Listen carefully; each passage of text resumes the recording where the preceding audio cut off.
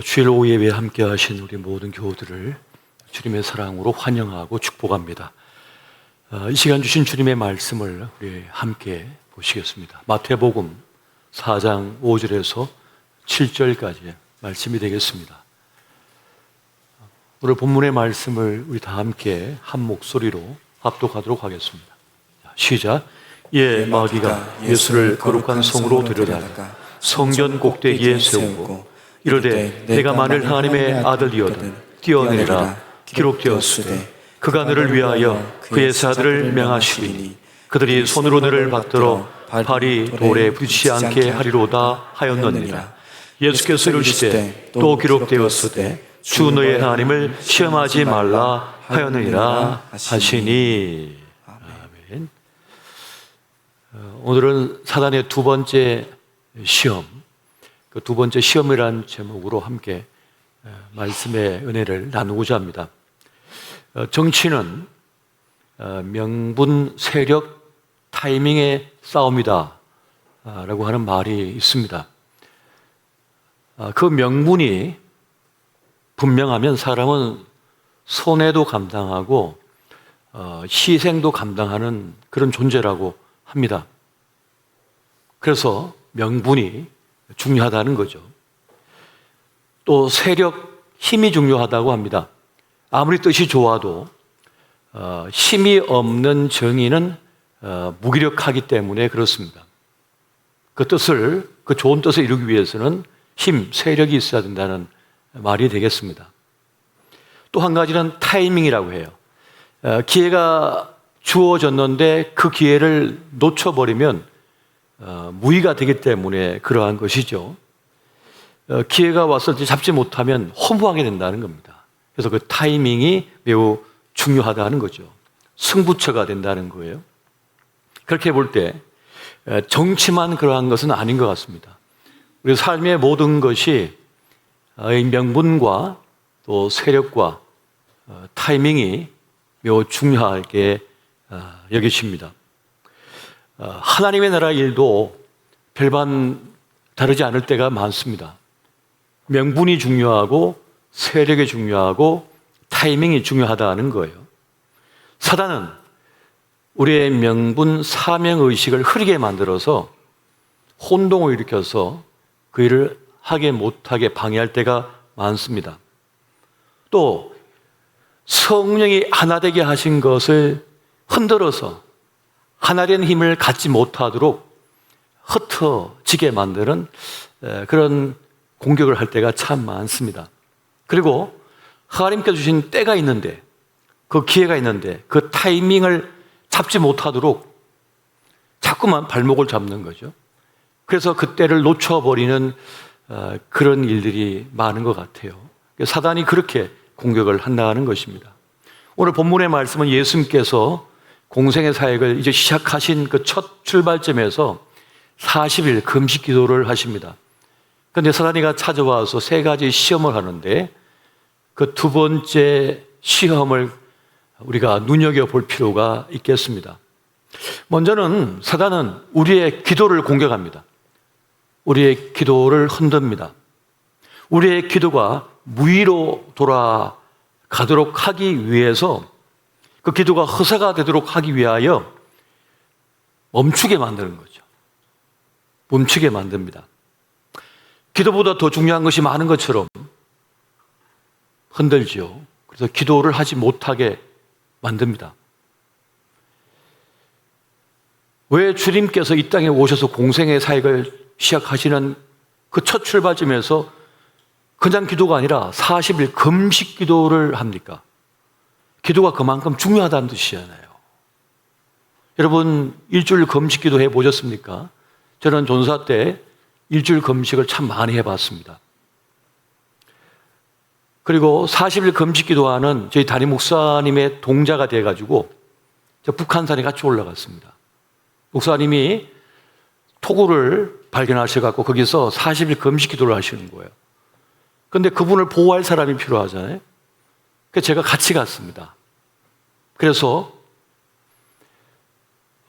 사모님이 북한산 그 앞 기석에다가 목을 물하고 빵을 이렇게 숨겨놓으면 제가 3일에 한 번 내려가가지고 그 빵하고 음료수를 마시고 물을 떠가지고 그 산의 꼭대기에 올라가는 거예요. 그럼 가서 이제 목사님께 물을 공급해 드려야 될 거예요. 생수를. 물을 드시고 계속 금식하시니까. 그런데 생각해 보니까 더 힘들어요, 이게. 3일 금식하고 내려와가지고 그 물 떠가지고 그 빵 하나 먹고 다시 올라가는 게 더 힘든 거예요. 탈진하다시피 했어요.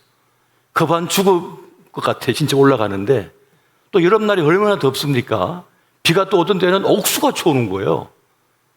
북한산이 떠내려갈 것 같아요, 그냥. 그런데 그렇게 목사님 앞에서 보호해드리면서 함께 이렇게 기도를 하고 그랬는데요. 그런데 사단이는 우리의 기도가 아무 쓸모가 없는 것처럼 방해를 해요. 기도보다 더 중요한 게 많은 것처럼 흔들죠.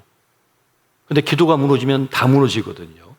근데 우리 주님은 기도를 멈추지 않으셨습니다. 오늘 말씀 보면 사단이가 그 기도의 절정에 이르렀을 때 이제 기도를 완성하는 가장 중요한 지점에 쫓아온 거예요. 이제 하루만 버티면 되는데 그때 딱 찾아와가지고 흔들어 놓는 거죠. 얼마나 배가 고프셨을까? 얼마나 지셨을까?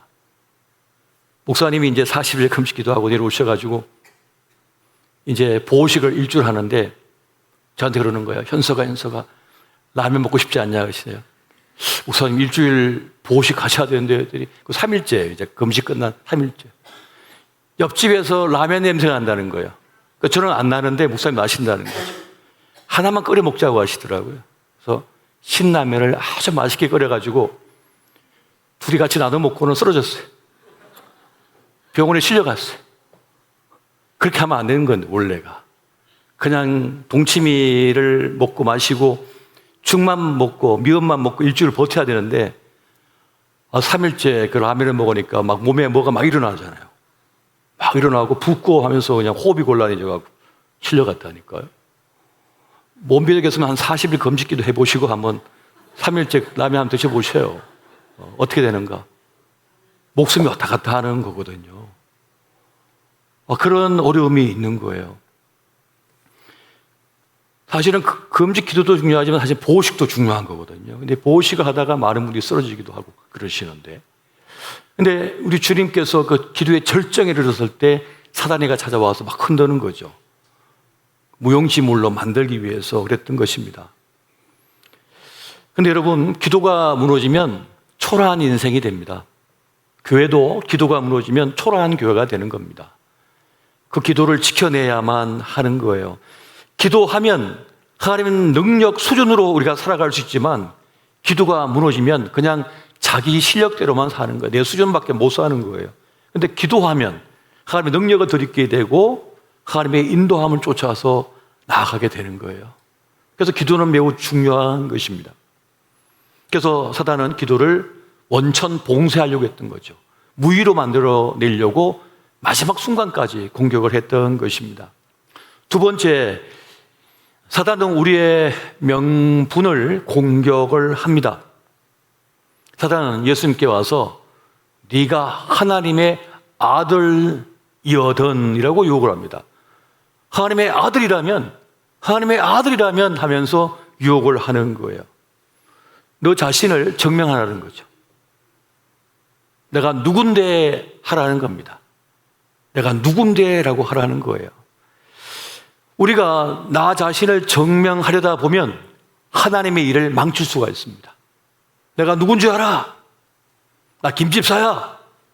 나 박집사야. 내가 누군 줄 알아? 하다 보면 하나님의 영광은 가려지고 허사가 되어버릴 수가 있는 것입니다. 자신을 증명하는 싸움을 하다가 무너진 교회가 얼마나 많은지 모르겠습니다. 자신을 증명하려다가 무너진 기독교 단체가 얼마나 많은지 모르겠습니다. 사단은 우리가 무엇을 두려워하는지 잘 알고 있거든요. 내가 초라하게 보이는 걸 제일 두려워해요, 사람은. 사람은 자신이 실패자인 것처럼 사람이 보는 게 너무 창피해요. 그래서 허세를 부리는 거잖아요. 왜 여자분들이 어깨다가 빵빵하게 집어넣습니까? 이 길을 나 살아있어라고 이제 보여주려고 어깨다가 뭘 힘을 넣잖아요. 왜 머리에다가 힘을 줘갖고 빳빳하게 서가지고 사자머리를 만듭니까? 요즘은 덜하지만 옛날에 나 살아있다고 막 이제 키 더 크게 보이려고 막 머리를 막 올리잖아요. 이게 비 한 번 오면 쑥 죽어버리고 막. 왜 그렇습니까? 나를 증명하고 싶은 거죠. 하나님의 일을 하면서도 우리는 자꾸만 다른 사람의 시선을 의식하거든요. 하나님의 시선을 의식해야 되는데 자꾸만 사람들을 의식하는 거예요. 사람이 나를 어떻게 볼까? 나를 초라하게 보지 않을까? 나를 실패한 사람처럼 보지 않을까? 저 사람보다 못한 사람처럼 비춰지지 않을까? 이런 생각을 자꾸만 하게 되는 거죠. 그래서 사단은 예수님을 성령 꼭대기에 세워놓고는 뛰어내리라고 하는 거죠. 그러면 천사가 받들 것이고 그리고 많은 사람이 우러러 볼 것이다. 영광을 받게 될 것이다 라고 그렇게 유혹을 하는 것입니다. 그럼 사단이 노리는 게 뭡니까? 세 번째, 우리의 십자가를 사단은 공격하는 것입니다. 우리 각자는 맡은 직분이 있습니다. 십자가가 있습니다. 그런데 사단은 그 십자가를 공격하는 거예요. 그것을 막고 싶은 거예요. 그 성전 꼭대기에서 뛰어내리면 사람들이 환호할 것이고 스타가 될 것이고 많은 사람이 구름대와 같이 모여서 추종할 것이잖아요. 그럼 하나님의 이름이 높아질 겁니다. 근데 대신 십자가는 못 지게 됩니다. 십자가는 없습니다. 그러면 인류 구원이 없는 거예요. 인류 구원이 없는 거예요. 우리 주님은 이 땅에 영광 받으러 오신 게 아닙니다. 십자가 지시기 위해 오셨던 거잖아요. 그 십자가를 우리 대신 짊어지셔야만 우리가 구원받을 수 있잖아요. 그 사명을 위해 오신 거예요. 그런데 사단은 영광 받아라, 이름이 높아져라, 사람들이 무시 못할 사람이 되라, 대신 십자가만 지지 마라, 십자가만 지지 마라고 공격하는 것입니다. 십자가만 지지 않는다면 다 줄게 라고 협상을 하려고 해요. 우리에게. 권사 십자가만 지지 마, 장로 십자가만 지지 마, 집사 십자가만 지지 마, 다른 거 다 줄게, 다 허용해 줄게 라고 하는 거죠. 제자들이 어떤 싸움을 했습니까? 누가 더 높냐? 누가 더 우리 예수님과 가깝냐? 누가 더 사랑받는 자냐? 이 싸움을 했던 거예요. 누가 더 인기가 있느냐? 누가 더 세냐? 김 장로냐? 박 장로냐? 박 집사냐? 최 집사냐? 누가 더 세냐? 이 싸움을 하게 만드는 거죠. 그러면 십자가 못 지는 거예요. 십자가를 질 수가 없습니다. 헛된 영광, 헛된 경쟁, 헛된 싸움을 함으로써 무너지게 만드는 거죠. 이것이 사단이 노리는 것이에요. 우리 주님은 이 사단의 시험에 넘어가지 않으셨습니다. 거기에 굴복하지 않으셨습니다. 우리 주님은 사단의 시험이 어떤 시험인지 아셨거든요. 지금 이 녀석이 뭘 노리고 있는지, 사단이가 뭘 노리는지는 알고 계셨던 거예요. 그래서 방어할 수가 있었던 것입니다.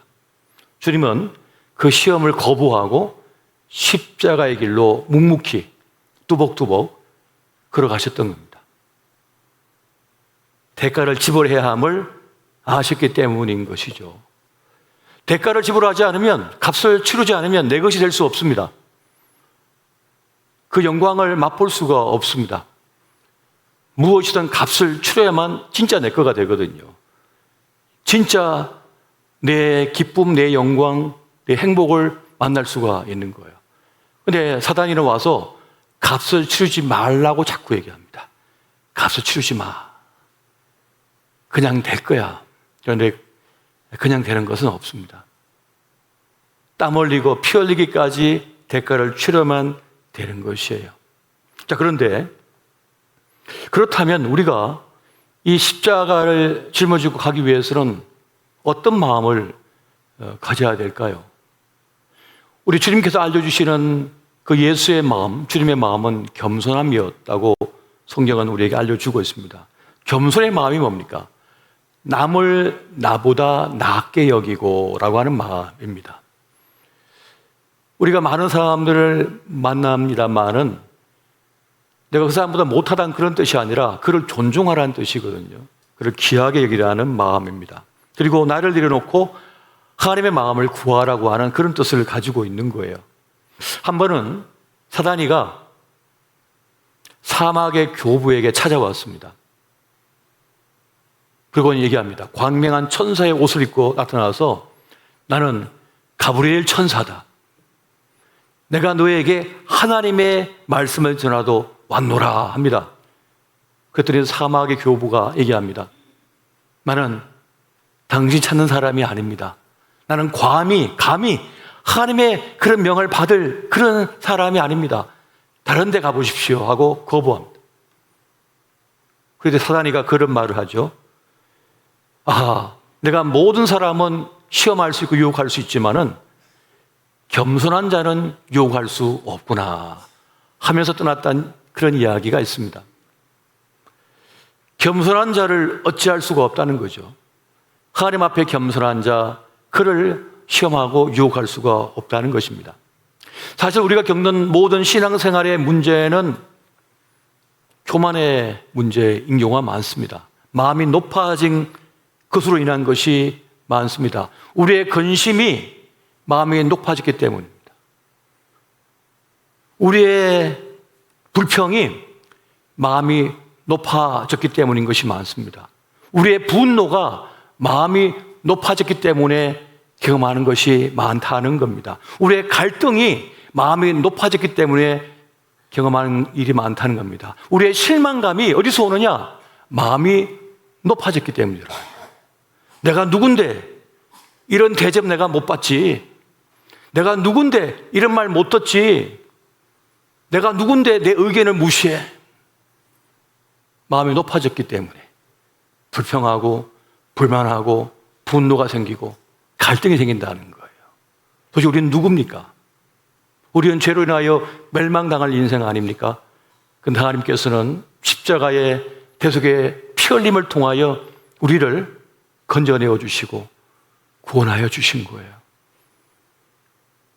요 며칠 전부터 제가 메시지 전할 때 우리의 성공의 8알은 다 은혜로 받은 거라고 하는 설교를 했더니 별로 안 좋아하셔요. 목사님, 제가 얼마나 고생한 줄 아세요? 제가 얼마나 열심히 공부한 줄 아세요? 우리 애가 얼마나 죽을 고생한 줄 아세요? 근데 8알이 다 그냥 얻은 거라고요. 2알만이 내가 노력한 거라고요. 아마 이것을 수용하지 못한 분들이 많습니다. 표정을 보니까 말이죠. 그런데 진짜입니다. 사실입니다. 우리는 은혜로 사는 것이거든요. 이것을 인정해야지 하나님의 은혜도 믿을 수가 있는 거예요. 이것을 알면 겸손한 마음이 됩니다. 겸손한 마음이 됩니다. 그래서 고마운 거예요. 감사한 거예요. 내 곁에 있어주는 아내가 고맙고요. 함께하는 남편이 고맙고요. 잘 커준 자식이 고마운 거예요. 너무 고마운 거예요. 어떻게 내 속에서 이런 아이가 나왔을까? 너무 감사한 일이죠. 감사한 일인 것입니다. 우리가 누군가를 용서하지 못한 이유는 마찬가지로 마음이 높아졌기 때문입니다. 우리가 마음이 낮아지고 겸손해지면 용서하지 못할 사람도 별로 없어요. 물론 우리 능력으로 도저히 용서하지 못할 일도 있겠죠. 그러나 대부분의 일들은 내 마음이 겸손해지면 용서할 수 있게 됩니다. 그래, 이런 일도 있는 이유는 내가 이런 게 있었기 때문이지. 내가 이만큼 나아가기 때문에 또 이런 일도 만나는 거지. 내가 이런 사업을 운영하니까 이런 갈등도 있는 거지. 내가 그냥 사업을 안 하면 내 부하 직원 없을 것이고 그러면 이런 일도 없었겠지 하는 생각 가집니다. 자식이 있으니까 내가 이런 갈등도 하고 고민도 하는 거지. 자식 때문에 속 썩는 부모의 생각해 보면 자식이 없으면요 그런 고민도 없겠죠. 우리가 조금만 마음이 더 겸손해지면 많은 것을 용서할 수 있게 되고 용납할 수 있게 되고 함께 할 수가 있게 되어지는 것입니다. 사도 바울은 육체의 가시련한 고통 속에서 겸손의 능력을 깨달았습니다. 여러분, 고린도후서 12장 7절 말씀 같이 한번 보겠습니다. 고린도후서 12장 7절 말씀입니다. 같이 봅니다. 시작. 여러 계시를 받은 것이 지극히 크므로 너무 자만하지 않게 하시려고 내 육체의 가시 곧 사탄의 사자를 주셨으니 이는 나를 쳐서 너무 자만하지 않게 하려 하심이라. 아멘. 여기서 핵심은 자만하지 않게 하심이라고 하는 이 사도 바울의 고백입니다. 사실 바울은 누구보다 교만해질 수 있는 사람이고 마음이 높아질 수 있는 사람이었는데 이 육체의 질병 때문에 그는 하나님을 부인하지 않고 끝까지 그 사명자의 길을 갈 수 있었다고 스스로 지금 고백하고 있는 것입니다. 이 육체의 가시 때문에 은혜로 알게 됐다는 거예요. 은혜의식을 갖게 됐다는 겁니다. 그렇지 않았다면 그런 공로의식 속에 살았을 것입니다. 공로의식 속에 말이죠. 이 공로의식 속에 살게 되면 하나님의 은혜를 깨닫지 못하게 되는 거죠. 그런데 은혜의식을 갖는 사람은 하나님과 동행할 수 있게 되어지고 내 주변에 있는 많은 분들이 참 고맙다는 생각이 듭니다. 이게 은혜의식을 가진 사람이죠. 그런데 그 은혜의식을 갖기가 극히 힘든 거예요. 어려운 것입니다. 그래서 하나님께서는 사도 바울에게 육체의 가시를 허용하신 거예요. 더 깊은 뜻을 가지고 허용하신 것입니다. 여러분, 우리 인생의 시간은 모두 기회의 시간이 되고 있습니다. 하나님을 더 깊이 만날 수 있는 시간, 또 누군가의 영혼을 구원할 수 있는 시간, 선한 일을 베풀 수 있는 시간, 그리고 내 자녀를 믿음의 사람으로 세워낼 수 있는 허용된 시간이 있습니다. 쉽지 않거든요. 그 기회의 시간을 우리가 받은 것입니다. 우리의 쓸모는 하나님께 있습니다. 우리를 어떻게 쓰실 것인지 하나님께 달려있는데, 그런데 사단은 그 기회의 시간을 갖지 못하도록 방해하고 있는 것이죠. 우리는 우리의 가능성이 어디까지인지 알 수가 없습니다. 그리고 하나님께서는 우리를 쓰시는데 우리의 약함은, 우리의 지난날의 과오는 문제가 되지 않습니다. 장애가 되지 않습니다. 걸림돌이 되지 않습니다. 하나님은 사도 바울을 쓰시듯 베드로를 쓰시듯 실패한 그들을 쓰시듯 우리를 쓰시는데 아무런 장애가 없으셔요. 문제거리가 되지 않습니다. 하나님께서 쓰시고자 하시면 말이죠. 근데 문제는 어디 있느냐? 사단이가 찾아와서 흔들어 놔가지고 그 길을 가지 못하게 방해한다는 겁니다. 사명의식 명분을 잃게 만들고요. 그리고 십자가를 질 수 없도록 흔들어 버리는 거죠. 그런 시험 유혹 속에 있다는 것입니다. 그러므로 여러분, 오늘 주님께서 우리에게 주신 이 기회의 시간 동안 많은 방해가 있고 많은 문제를 만날 것이고 많은 불편함이 있을 것이고 많은 힘겨움이 있겠지만은 우리 예수님처럼 그 시험을 이겨내고 기어이 나아가 그 영광의 주님을 만나시기 바랍니다. 그래서 착하고 충성된 종이라. 나중에 주님을 만났을 때 너 말이야, 그때 그 어려웠을 때 그 어떻게 그걸 지켜냈나, 참으로 놀랍다, 귀하다 하는 그런 사람으로 기억되면 얼마나 좋을까 하는 생각을 가지고 옵니다. 사실 저도 우리 교회 와서 또 지난날의 목회 시간을 돌아보면 제 기억 속에 기억나는 여러분들이 계십니다. 뭐 떠나신 분도 계시지만은 요즘은 차양대 못 서신 우리 정균 장로님이 계셔요. 우리 정균 장로님이 가끔씩 까랑까랑한 목소리로 저에게 찾아오셔가지고 목사님 이렇게 하면 더 좋지 않습니까? 저렇게 하면 더 좋지 않습니까? 라고도 가끔씩 까랑까랑한 목소리로 말씀하시지만은 그분의 모습 속에서 교회를 향한 뜨거운 열정, 패션을 제가 경험하거든요. 그리고 이분이 꼭 한 해에 딱 한 번 저에게 밥을 사주셔요. 둘이서 이제 밥을 먹는데 정말 좋은 식사를 대접해 주시면서 저한테 항상 똑같은 말씀하세요. 벌써 제가 담임 목사도 이제 7년 차 아닙니까? 이렇게 말씀하셔요. 목사님 고맙습니다. 목사님 감사합니다. 우리 교회 와서 이렇게 교회를 섬겨주셔서 고맙습니다. 사랑합니다. 하고는 헤어질 때는 저를 꼭 끌어안아 주셔요. 이분이 키가 저보다 좀 더 크시잖아요. 팔도 더 길시고 막 월남전 가져온 그런 용사시잖아요. 저를 꼭 끌어안으면서 고맙다고. 근데 요 얼마 전에 그때는 제가 고마워서 제가 밥을 사드렸습니다. 근데 예전보다 힘이 약해지셨어요. 이제 걸어가실 모습 보면 마음이 애처로워요.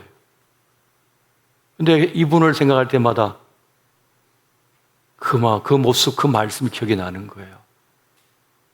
그분의 진심이 담긴 모습이었거든요.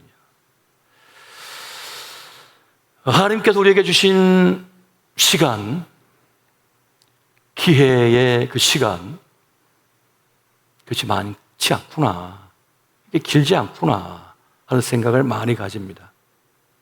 주님께서 허용하신 그 시간 동안 우리를 통하여 이루고자 하시는 그 뜻을 붙들고 함께 걸어갔으면 좋겠습니다.